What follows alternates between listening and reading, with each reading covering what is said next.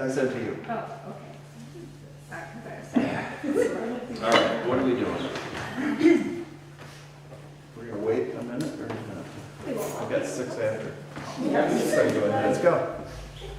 Okay. If you can turn in your Bibles to Ecclesiastes, and we'll be just looking closely at chapter 3, give you a little background. This, of course, was written by Solomon. 536. Not the birds? No. Thank you. Written by Solomon, this book explores the emptiness of life devoted to worldly pursuits and pleasures. Solomon's words speak with the impetus of first-hand experience, for much of his life was spent in a series of vain attempts at satisfying his appetite for sexual gratification. So we know a lot about Solomon. I didn't know that about Solomon, did you? No. Oh, yeah, he had, yeah, what? Oh, So his appetite was not just sexual gratification, but, and I guess since I stopped there, maybe stop. You did something. this is worse? So after that, reputation, grandeur, and a lifestyle hallmarked by indulgence and excess. Sounds like some people we read about today. Regrettably, Solomon's tolerance toward idolatry eventually resulted in the division of Israel. Ecclesiastes tells us what not to do with our lives. So there's an awful lot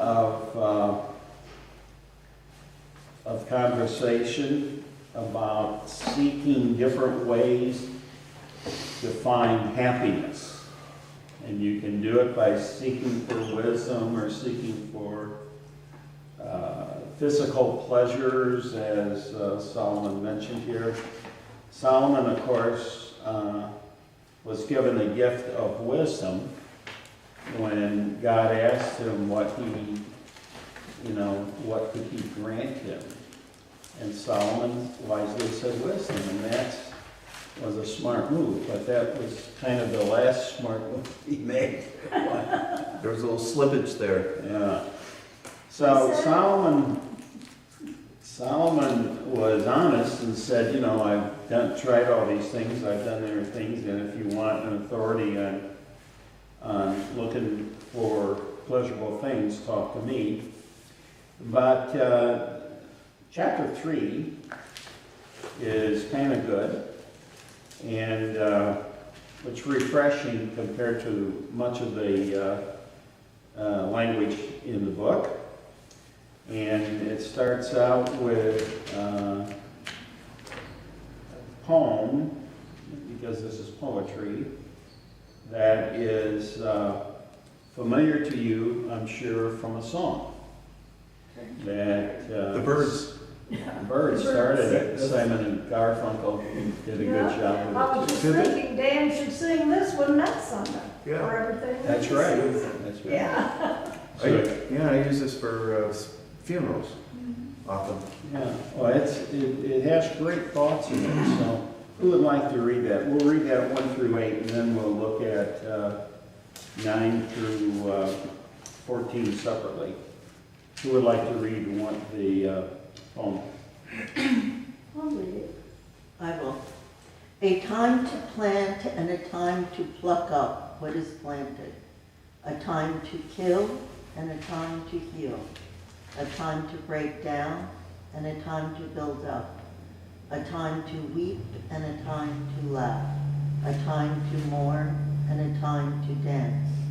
A time to throw away stones and a time to gather stones together. A time to embrace and a time to refrain from embracing. A time to seek and a time to lose. A time to keep and a time to throw away. A time to tear and a time to sow. A time to keep silence and a time to speak. A time to love and a time to hate. A time for war and a time for peace. There's just so much truth in that little that little song. And I'm sure the Byrds made it much more famous by their putting it out with a great tune to it. It's the Oh, song I forgot to itself. read the beginning It's very part. pleasing. Sure. This is one. For everything there is a Just sing season a few. No, it is live. and a Just time. kidding. Jim, sing a few bars of it for us. What's that? Sing a few bars of it for us. Oh, yes. Do you know it? Turn, turn, turn. For every dream, there is a season. Yeah. Go ahead, you're doing That great. was the tune, anyway. Every time I read this, almost every time, somebody from the family will come up, gosh, that's a great song from the Byrds. And I said, well, you know, it's in the Bible. It is. My youth choir used to sing it in church. Oh, is that right? Yeah. It was way back, 70s. Yeah, It's it's really, yeah. A lot of crazy things happening there. Hey, Cindy. Okay, well, I think I'll break this down. Would someone now like to read a smaller passage, 9 through 11? Hello, Cindy. Good morning, Cindy. We're in Ecclesiastes 3.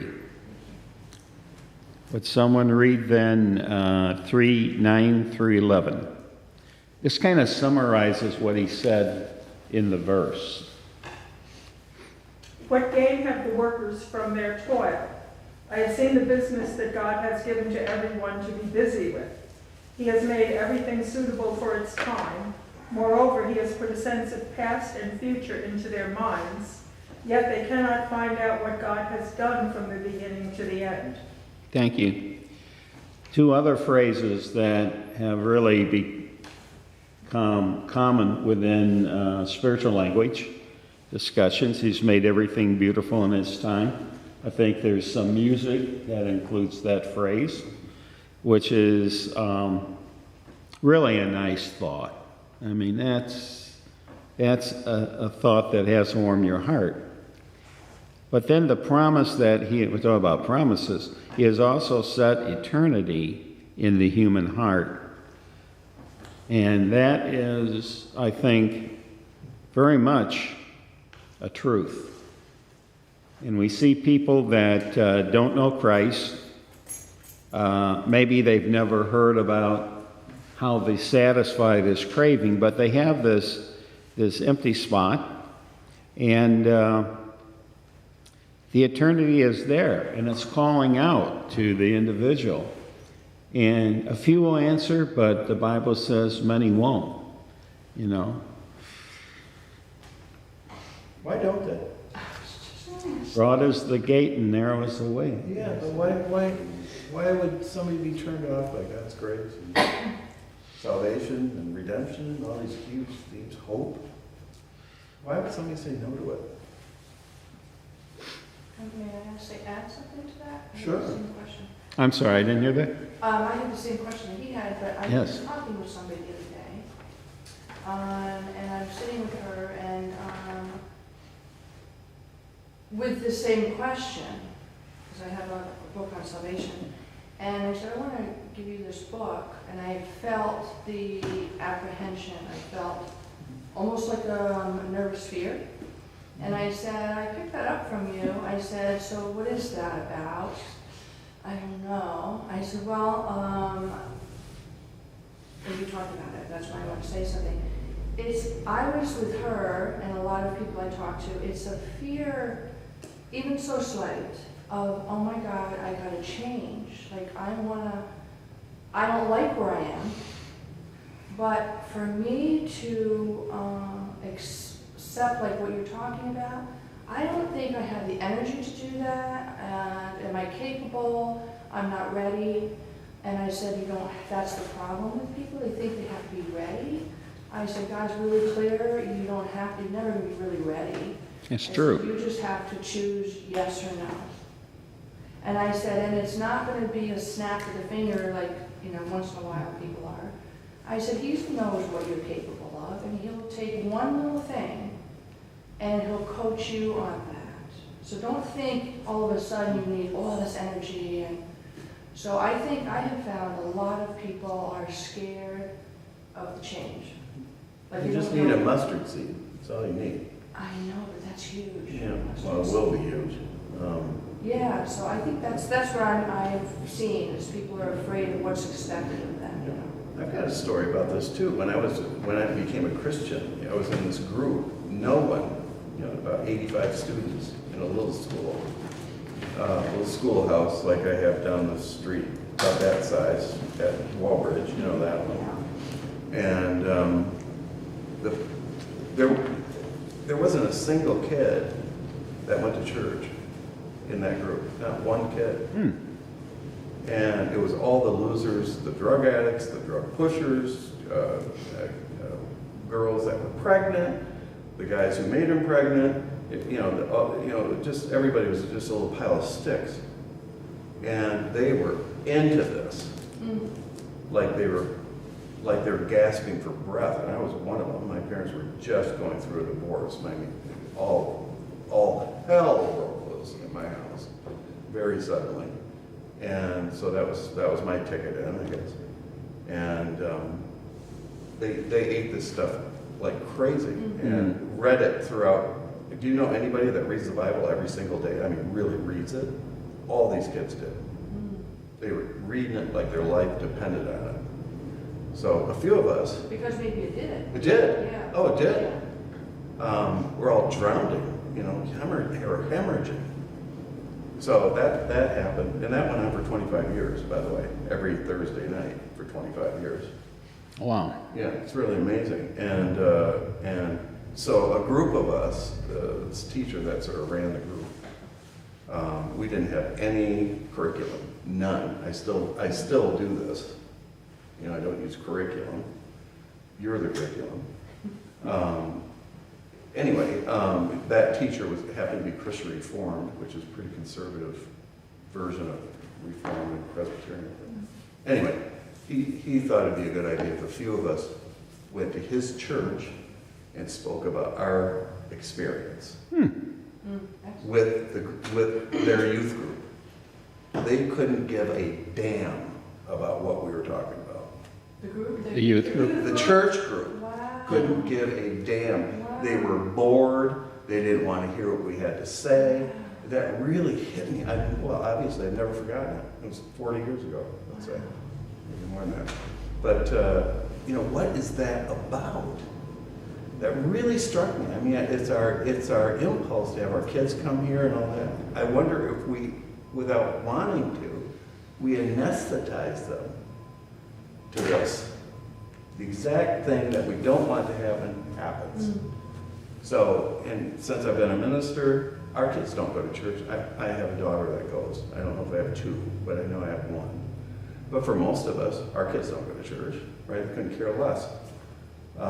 And so what is that where one group just gravitates toward this stuff, and the group that you would think, doesn't?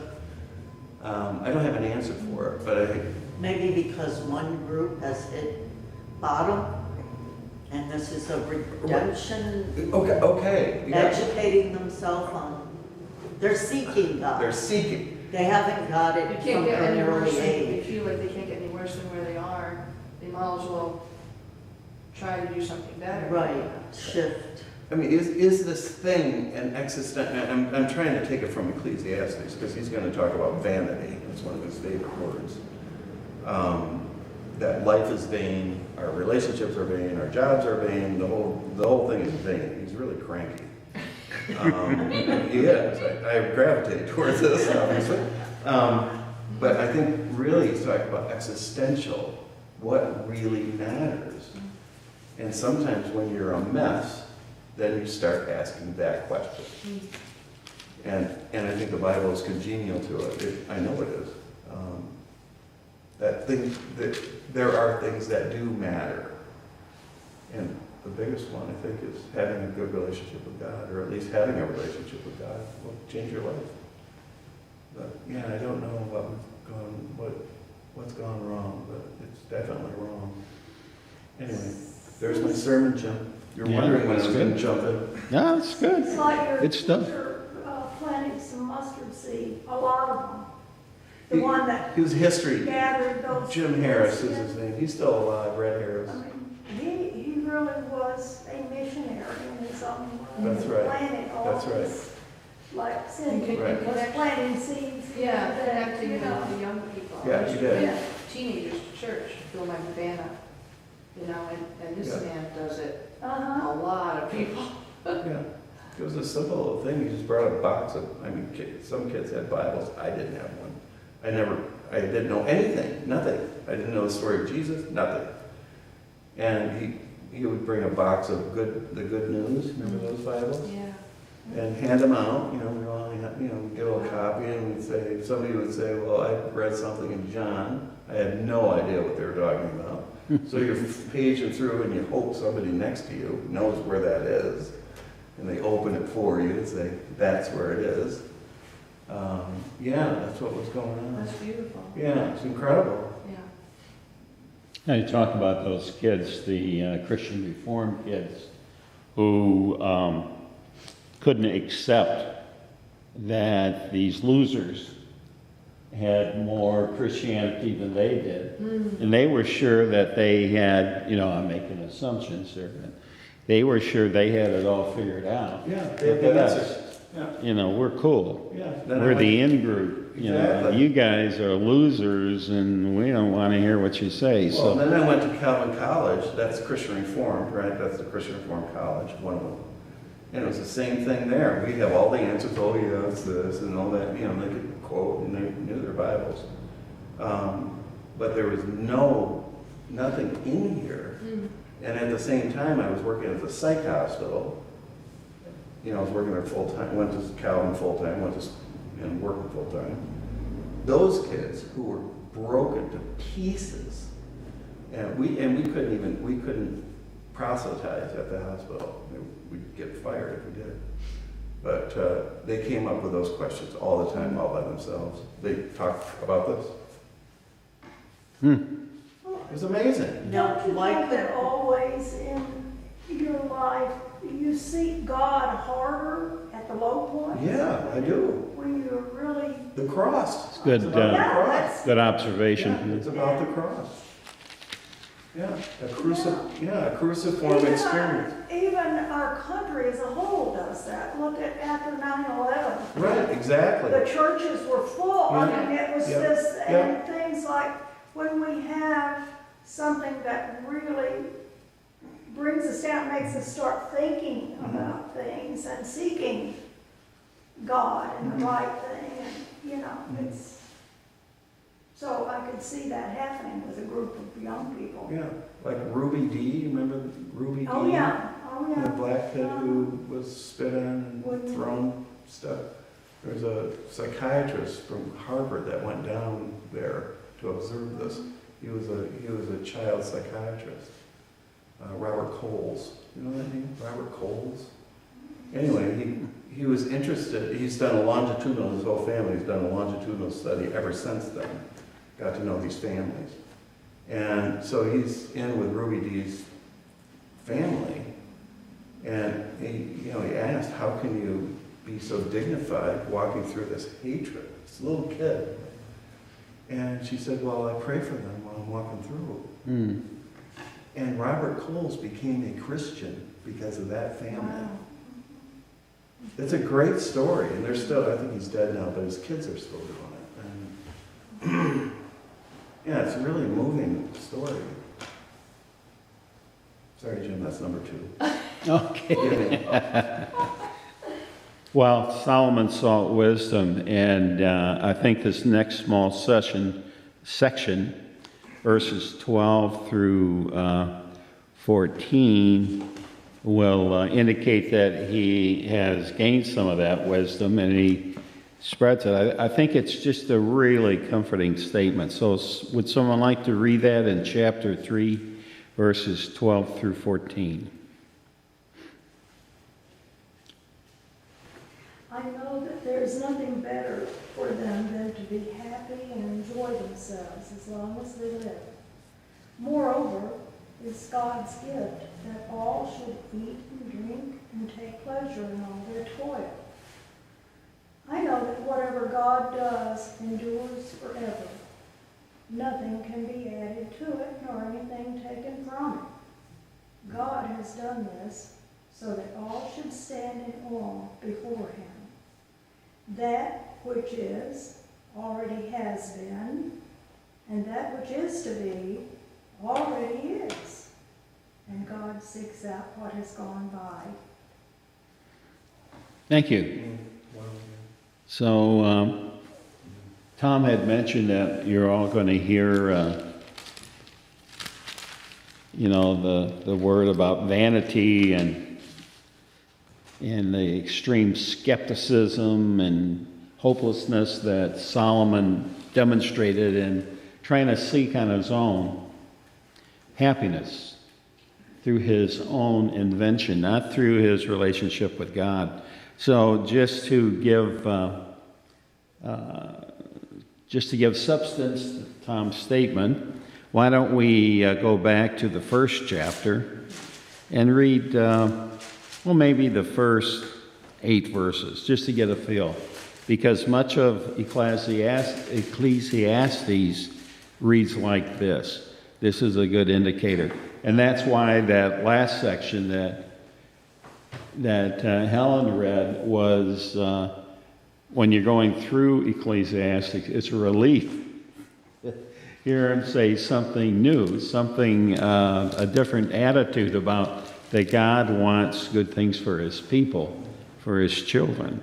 That was encouraging. That was some of the wisdom I think he learned. But who would like to read those first 8 verses? The words of the teacher, the son of David, king in Jerusalem. Vanity of vanities, says the teacher. Vanity of vanities. All is vanity. What do people gain from all the toil at which they toil under the sun? A generation goes and a generation comes, but the earth remains forever. The sun rises and the sun goes down and hurries to the place where it rises. The wind blows to the south and goes around to the north. Round and round goes the wind, and on its circuits the wind returns.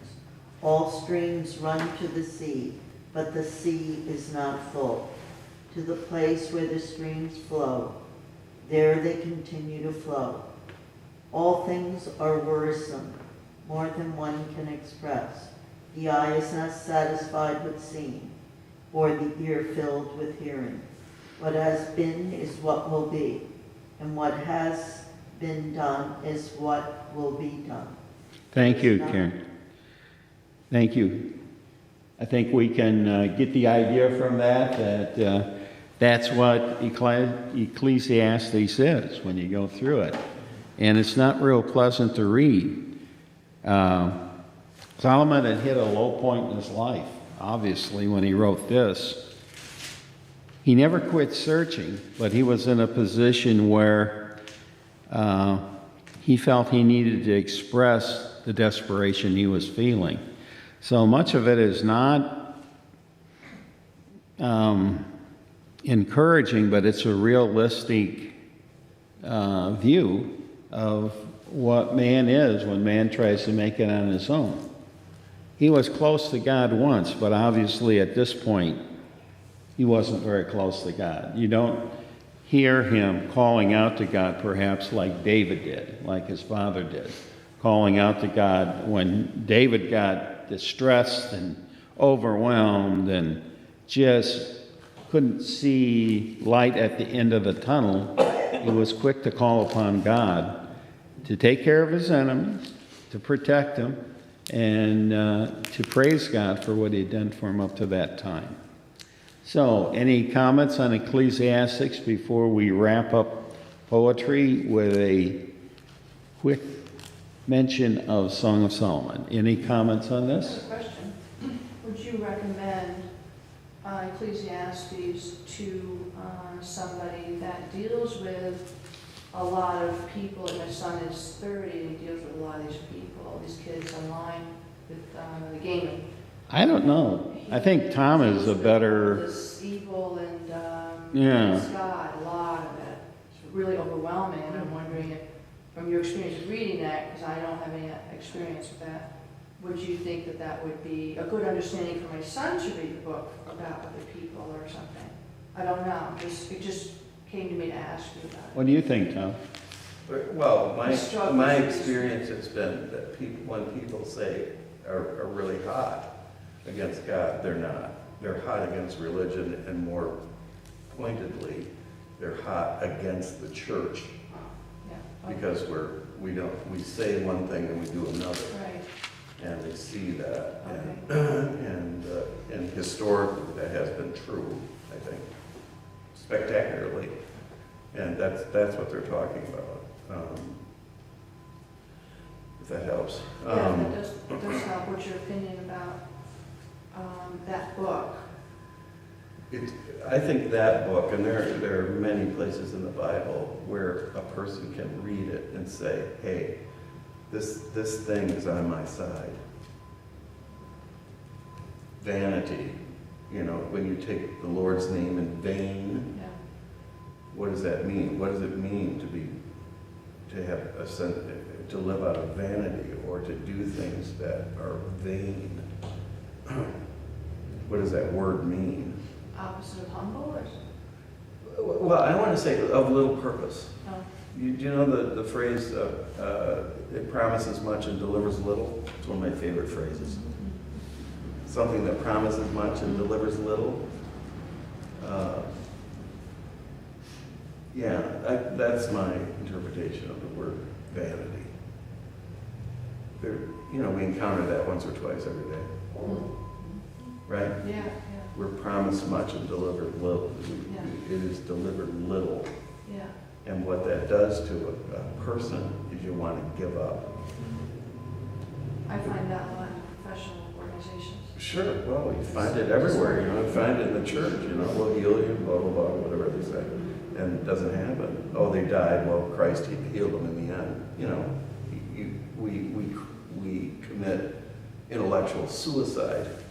We're happy to do that, and that's not appealing to me. Anyway, I think that's what this guy is going through. He sees work, he sees love, he sees lust, he sees all sorts of stuff, and none of it is satisfying, truly satisfying.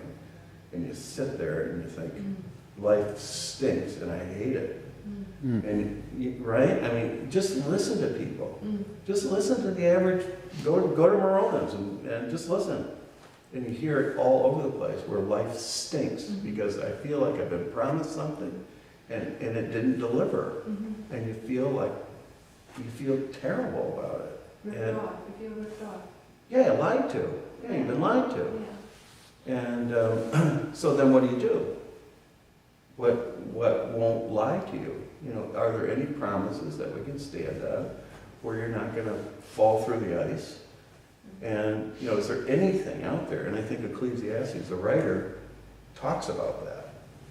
What will be firm under your feet? And it may not be what you've been seeking or what you've been told. Is a life with God worth having, and will it get you through? I think that's a basic existential question.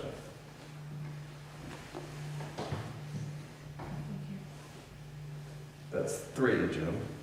I'm gonna You're doing get me good. out of here. It was Just important shut up. information. This fires me up, obviously. Yeah, I think Ecclesiastes, for someone who's really become cynical about his faith or something, it wouldn't hurt to read through it and commiserate with Solomon and what he sees, because as you read through it, you say, yeah, that happened to me, yeah. Right. They let me down here too. But near the end, he starts to say some good things. Like the beginning of chapter 12, again, a phrase that we're all familiar with, Remember your Creator in the days of your youth before the days of trouble come, and the years approach when you will say, I find no pleasure in them. So he's saying, get close to God when you still are idealistic about what's going on, before you become soiled or contaminated or made cynical. And he's acknowledging that life takes its toll on a person, and your relationship with God needs to be renewed constantly to keep it relevant. And as the song goes, his compassion is new every morning. And that new every morning is so important because it is a restart of where we were at, and a way to reconnect and kind of discard those things which are just holding us back, that we just can't get out of our mind or get rid of. You ever have things that you carry around forever? Yes. And you don't want to, and they're not a big deal, but you can't get rid of them. The only It's like a stone in your shoe, right? It's always like you can't get it out of there. But what So we true. learn about that, because God was teaching me that's what our psyche is. It's like Yes. a trash can in a computer or your phone, you hit the trash can. And he says it's the psyche is the trash can. There are things that are unresolved, and they go round and round and round and round. So God's taught me, and I've shared it with several people, that it's time to, like we surrender our souls, we're supposed to. You surrender your psyche, because that's the trash can. And God is there to take our burdens. And he just takes that away. And you cannot have this round and round and round again, because it wasn't resolved the first couple times. It's not going to be resolved 100 million times. So he said, that's a trash can, delete it, give it to me. You know, surrender that. Yeah, that's interesting. And I thought it was so cool that he referenced the psyche as this trash can, like on our phones or our computer. Like, Okay. delete. I thought that was so cool.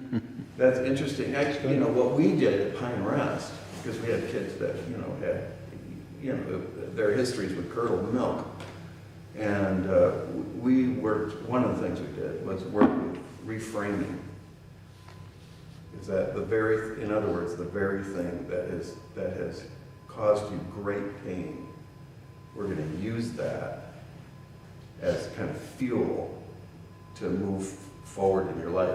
And theologically, we wouldn't tell them this, but the prime example is the cross.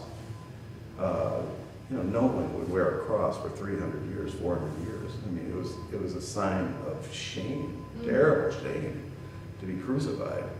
But what we found out is, as the church kind of matured, is that that's our greatest sign of hope. Is that Jesus on the cross is the worst it could possibly get, but because of the resurrection, it becomes the greatest sign of hope.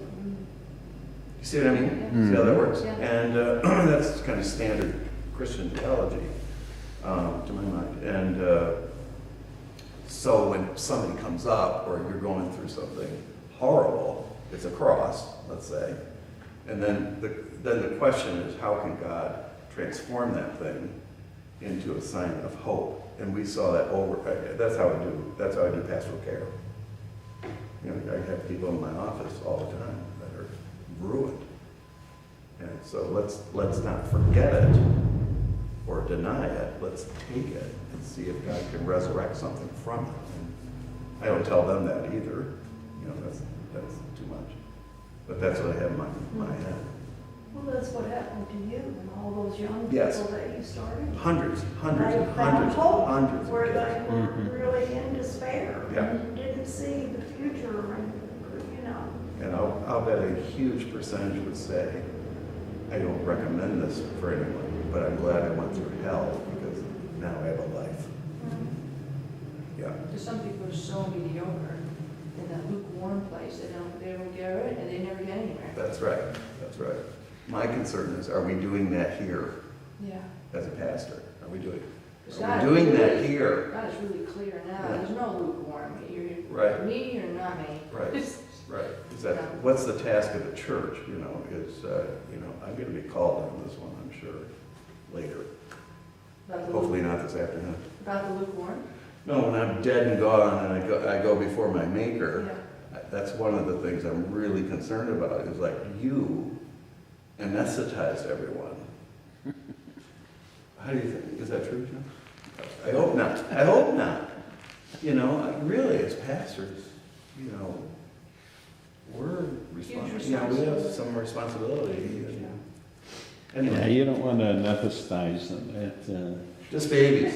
Yeah, you Just gotta babies. fire them up, you Yeah, know. well, you have to clarify well, doesn't matter. I don't want to go to number 4. I'll be far out. You're already in it. I'm sorry, John. I'm so sorry. This stuff fires me up the door. I think what you are doing is imparting the wisdom that you can, that you know, to the rest of us, and that's a pretty important thing to do. Well, I hope, you know, I hope I'm here for Yeah. some reason, you know, that I'm not useless for 37 years. Mhm. You know, that's an issue for me.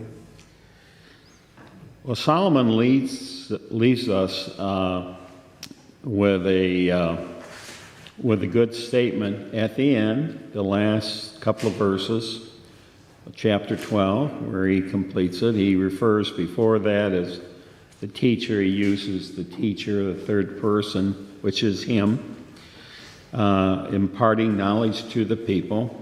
And this is what he says, verses 13 and 14. Now all has been heard. Here is the conclusion of the matter. Fear God and keep his commandments, for this is the duty of mankind. For God will bring every deed into judgment, including every hidden thing, whether it's good or evil. So at the end, he acknowledges that it's God who we need to be worried about.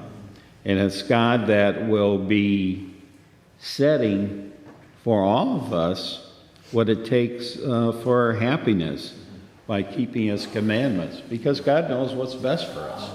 We don't know, but he does. And we don't want to accept it at times. But when we do, when we break ourselves down and say, okay, God, what do you want? When we do it, then we'll find true happiness. Okay. That is the ground of our being. Yeah. God is the ground of our being. Trusting what you're saying, we don't know what's best for us. Trust. We don't know. Don't go there, you know. Hope we- Right. Wait a minute, this should be the time. No, it's not. Like you mentioned, I think, about the mat, the man with the mat, about him not being healed. Your perception was it wasn't being healed for 2 years, and Jesus could have just healed him, and he chose to wait. Right. Isn't that, was that was That's one of your sermons? one of many, yeah. Yeah. It's one of several. I thought that was, I didn't know that about that particular story. Yeah. Lazarus too, waited Yeah. till he was dead. Right. Yeah, that was always an interesting situation. All right, Go check on that. just a quick look at Song of Songs. Ellen, you're in charge. We're just kind of mentioning it, that it's there. It's part of the poetry. And it's clearly a love song, expressing the relationship of man and woman in very, very graphic terms, particularly for that time and age. Everyone knew what was being said in here. It may be set up poetry, but it is a very clear personal statement of what a relationship between a man and a woman should be, and taking joy in it. Some churches, or some sects maybe it is, would look at sex and dismiss it, or think of it as carnal. You know, it's not necessarily good. But God made sex for man's enjoyment. There's no question about that. And I believe that a book like the Song of Songs is God saying that it's okay. Enjoy yourself. You know, do what's right, because I've made you in this way. Obviously, if sex wasn't enjoyable, our population would disappear. There'd be no particular reason to bring up those wonderful little things that turned out to be teenagers eventually. So some people try to call it an allegorical work because they can't deal with the somewhat the frank language in it. And I don't think it's an allegory. I think it is what it says it is, a love story, a lyrical poem. And that romance, passion, and sexuality within God's parameters are beautiful and even holy. It's important to remember. Why don't we just look at one small passage to get an idea of what this is like, one without a whole lot of questionable, or not questionable language, but language that makes us uncomfortable. So in chapter 2, starting out for the first 1 through 7, the first 7 verses, and this whole area continues through. Well, actually, the whole book of Song of Solomon. If you look over to the left, you'll see he, she, friends. It's telling us about who's making this statement that we're reading about. So the first statement where it's, I'm the rose of Sharon, the lily of the valleys, that's under she. And then it will go down to he and continue down that way. So it's kind of interesting the way it's written. But would someone like to read those 7 verses just to get a feel for what the Song of Songs sounds like? Which 7 are you talking about? 7 and the Psalm, chapter 2. I'm sorry. Chapter I'm sorry, what? 2. You're in chapter 2. Chapter 2 of Song of Songs. What verse, Jim? Oh, the first 7, 1 through 7. Verse 7. Should I read it? Sure. Yeah, go for it. I am a rose of Sharon, a lily of the valleys. As a lily among brambles, so is my love among maidens. As an apple tree among the trees of the wood, so is my beloved among young men. With great delight I sat in his shadow, and his fruit was sweet to my taste. He brought me to the banqueting house, and his intention toward me was love. Sustain me with raisins, refresh me with apples, for I am faint with love. Oh, that his left hand were under my head, and that his right hand embrace me. I adjure you, O daughters of Jerusalem, by the gazelles of the wild doves, do not stir up or awaken love until it is ready. Okay. So the whole book goes on and describes in various situations the relationship, the ideal relationship between man and a woman. And I always get the impression that they're talking about someone in their late teens or early 20s. This doesn't sound like It's too bad. someone who's retired. So. Try that on Lenny at lunchtime. Read it to him. See what happens. See what happens. I dare you to I have do it. something to read to you. I like that. Okay. So that can. You like it?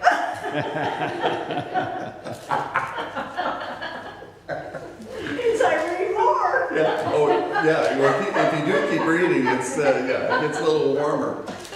It does. It does.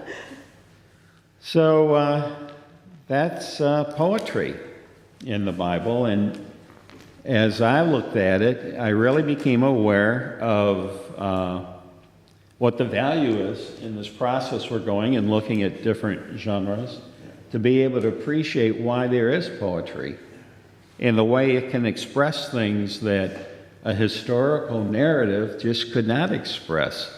And in different places, we're going to see this come up, but it's always appropriate. We'll find poetry throughout The Old Testament, I told you at the beginning that it represents more content than the entire New Testament.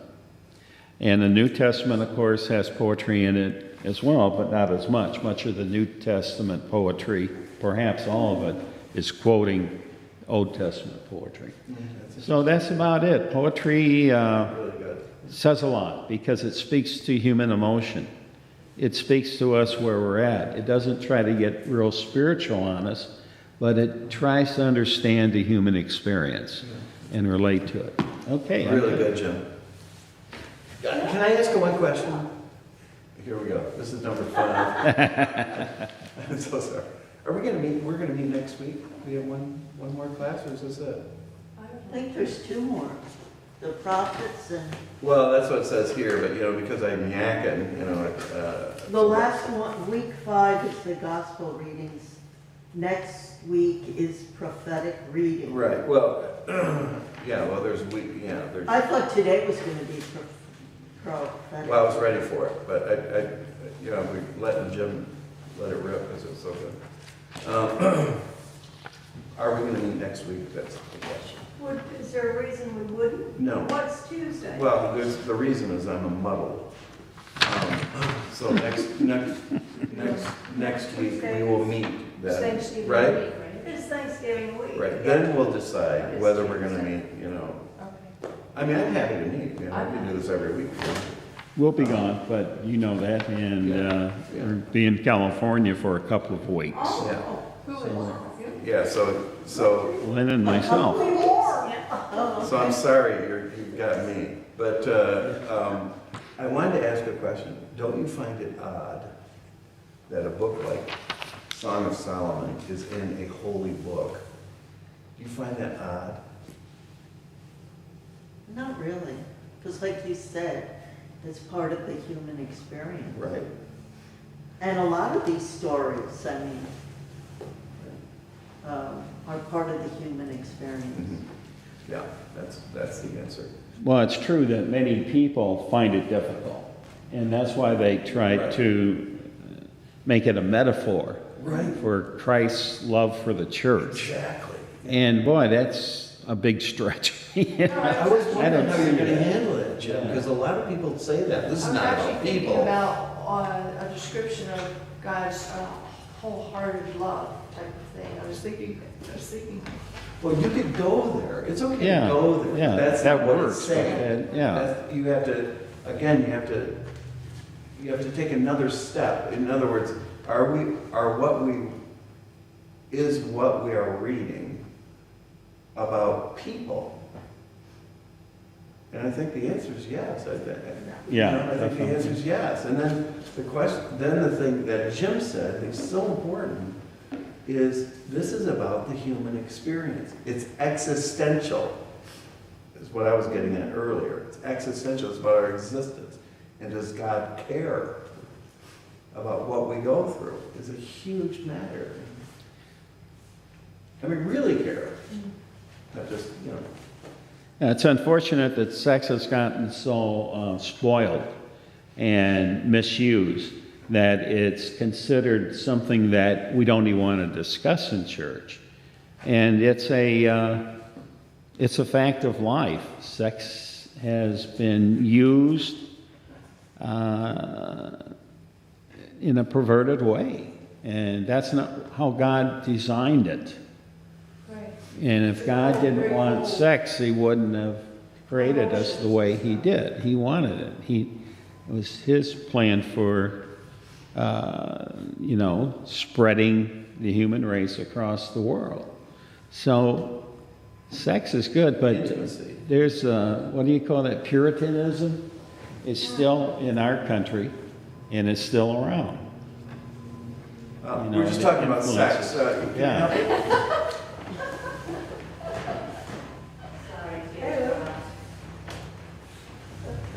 Well, I don't think what you're saying, Jim, is you're not recommending this like on a first date that I'd read this? No, probably not. Yeah, let's- Probably not. Probably not. I didn't realize it took the whole hour. But you Oh, had awesome. 5 sermons. How could I? That was It's my only fault. 2 little short It's my fault. It was very well needed. I appreciated both. Yeah, it's, Oh, we enjoy working together. yeah, we do. I appreciate it. I like it when we work together too. I'm just blabbing now. Jim offers the good stuff and I need more. Anyway, Well, Tom often will say things, and particularly when I first got to know him, that were pretty shocking, but I learned to listen. And, you know, that I might have disagreed with, is hear what he was really saying. You know, because there's an immediate reaction when it doesn't fit in your neat little Well, that's package true. of ideas. And you say, well, that's not right. Well, maybe it is, but let me explain it to you, and maybe it isn't. Let me explain it, and then we'll get it done. But, you know, a key example is the way you explain myth. And I had a lot, you know, it took a lot for me to get over that. But when we got done with it, we found out that really, by understanding that it is myth, the Bible is a whole lot more reliable or a whole lot dependable to understand. yeah. Because you don't have to try to, you know, distort or push an idea and kind of wrap it up so that it fits in with the rest. It's doing a different, it's telling a different story. It's telling a truth, but it's telling it differently. There you go. Think That's the whole of thing. myth as being just out there, but Yeah, right, it right. really can come right Yeah. down to the truth. When you use the word myth with the Bible, many people think you're trying to dismiss it Yeah. as just some of these guys wrote this down and really didn't mean Yeah, it's anything. not true, you just made it up, and it's the exact opposite. Yeah, yeah. Well, that's one of the things that sort of, that made me want to teach a course like this, is so we have an appreciation for different literature in the Bible. It's all trying to tell truth, but it's trying to tell truth in different literary ways. And I think we're starting to see that now in the course, you know, that. Well, it sure makes a difference when you're evaluating what you're reading, knowing what the genre is. Yeah, yeah. Once you can put that in, then you say, okay, this is what it's going to tell me. Right. This is in this, you know, my other group, we're doing 2 Samuel now, looking at David. Yeah. It's a historical narrative. Exactly. And even preparing to study, it's entirely different. Yeah. There's still truths in there, though, about David's relationship, how he matured, how God brought him along, and how he failed God, but God still brought him back. So there are lessons to be learned there, but in an entirely different way than the epistles. That's it. Yeah, yeah. When I mean, I knew my Bible really well by the time I graduated from high school, really well. Yeah, but I hadn't had the training that seminary gave me to read it. You know, this is how we read it. And it was frustrating at first for that very reason. You're talking about mythological what, you know.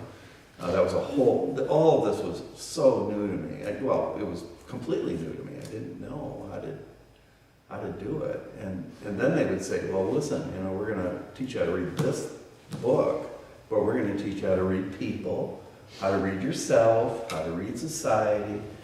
Doesn't mean you're always right, but you know, that's the job of a minister, is to know how to read. Makes sense, doesn't it? But it was really frustrating at first. If you don't go to seminary, and you know, you're like me, I've been in church all my life and doing, Sure. Yeah. teaching Bible stories to kids. Sure. Sure. Yeah. But I never realized the types of writing it was. It was never mentioned. Because Right. we've It was never never, mentioned. yeah, because we weren't, I wasn't knowledgeable enough to know it, so I couldn't Sure. teach it. And I feel like, and I've gone to a lot of Bible studies that just leave me flat. They're studies maybe in a book of the Bible, and there's always just one way that's supposed to be. Right. You know, No, and that was the way all of our Bible studies were really. This is what that means, and this is Right. and this is what we. Yeah. And they always left me a little flat. honestly. Sure, yeah. Because I needed what you're giving us. I felt like Yeah. I'm getting what I always sort of yearned for. I should have taken It's a like a course. test, right? I mean, every pastor's gonna have, strengths and weaknesses, but I would, for myself, I would prefer a pastor that knows how to read. Yeah, well, you taught us that with the hermeneutics that I didn't even know what the word was. Hermeneutics is, that's what we're and, doing, we're doing I hermeneutics. still don't know what. That's what we're doing. Yeah, No, but at least you can say it and impress But I know people. what it is. yeah, hermeneutics is what we're doing. No, she said things left her flat last night. I always read before I go to bed, and Jim was really excited about David. Preparing for It was a great study He did, today. and I said, I'm reading. It's all exciting. Yeah. But can you imagine, you do this kind of stuff with real experts? I am not an expert, but I studied under experts. I mean, really famous people, some of them. And, you listen to them, and then you go to the library with, 8 of your colleagues, and you spin this stuff, and you talk about it, and you go home and read some more, write papers. It was fun. It was really fun. Hard. It was hard. It was hard. Well, this is fun for us. Yeah, because well, you can that's- tell, you That's can the tell. closest we're gonna get to Right. that. Florida, R.C. Sproul We aren't going had a to lot the of school of conventions. theology, R.C. but Sproul. it's kind of Yeah. I nice enjoyed his intellect. to get Yeah. Because I didn't get that. Yeah. sort of basic understanding. But he was a student too. He's not an expert. I don't consider him an expert, but he's got good teaching. The depth of certain things. Yeah, yeah. And they, I couldn't tell you the topics, but I was impressed with the time. at 7. It was a long time ago. But now they're already Anyway, tired, they thank you, still guys. leave at 7. Yeah, thank you for being here. Yeah, thanks a lot, you guys. Yeah. Appreciate your And participation you can and tell we're getting better at it. Well, too, thank right? you, You can Bob. tell. Yeah, we're getting better at There's this. two things down there. There's All right. Thank you. I'll do this later. Happy